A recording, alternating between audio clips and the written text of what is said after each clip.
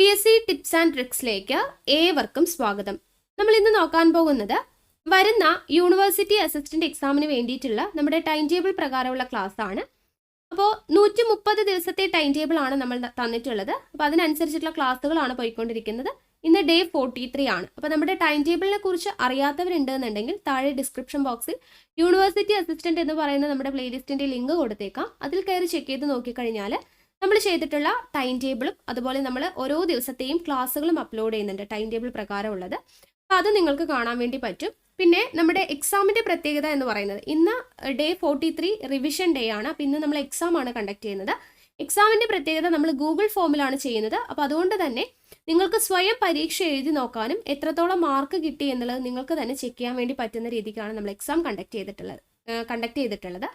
അപ്പോൾ അതിനെക്കുറിച്ച് അറിയാത്തവരുണ്ടെന്നുണ്ടെങ്കിൽ നമ്മുടെ മുന്നത്തെ വീഡിയോസൊക്കെ എടുത്ത് നിങ്ങൾക്ക് നോക്കാം. അപ്പോൾ ഇന്ന് എന്തായാലും നമുക്ക് ഡേ 43 എക്സാം ആണ്. അപ്പോൾ നമുക്ക് പരീക്ഷ എഴുതുന്നത് എങ്ങനെയാണെന്നുള്ളതൊന്ന് നോക്കാം. അപ്പോൾ നിങ്ങൾ ചെയ്യേണ്ടത് ആദ്യം തന്നെ നമ്മുടെ താഴെ കാണുന്ന ലിങ്ക് ക്ലിക്ക് ചെയ്യുക. അപ്പോൾ നിങ്ങൾക്ക് നമ്മുടെ ചോദ്യപേപ്പർ കാണാൻ വേണ്ടി പറ്റും. അപ്പോൾ അതിൽ ആദ്യം തന്നെ നിങ്ങളുടെ നെയിം എന്ന് പറഞ്ഞിട്ട് കൊടുത്തിട്ടുണ്ടാവും. അപ്പോൾ അവിടെ നിങ്ങളുടെ പേര് ടൈപ്പ് ചെയ്യുക. പേര് കൊടുത്തതിന് ശേഷം എല്ലാ ക്വസ്റ്റ്യൻസും അറ്റൻഡ് ചെയ്യണം. എല്ലാ ചോദ്യങ്ങളും അറ്റൻഡ് ചെയ്തെങ്കിൽ മാത്രമേ നിങ്ങൾക്ക് അത് സബ്മിറ്റ് ചെയ്യാൻ വേണ്ടി പറ്റത്തുള്ളൂ.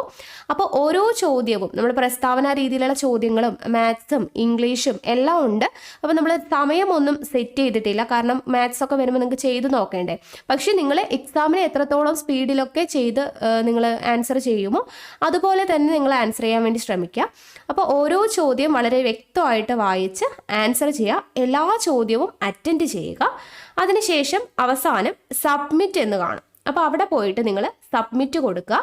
അപ്പോൾ നിങ്ങൾക്ക് നിങ്ങളുടെ മാർക്ക് എത്രയാണ് ലഭിച്ചത് എന്നുള്ളത് അറിയാൻ വേണ്ടി പറ്റും. ഏത് ഭാഗമാണ് തെറ്റ് വന്നത് ആ ഭാഗം ഒന്നുകൂടെ ക്ലിയർ ചെയ്ത് വായിച്ചു പഠിക്കുക. ഓക്കെ,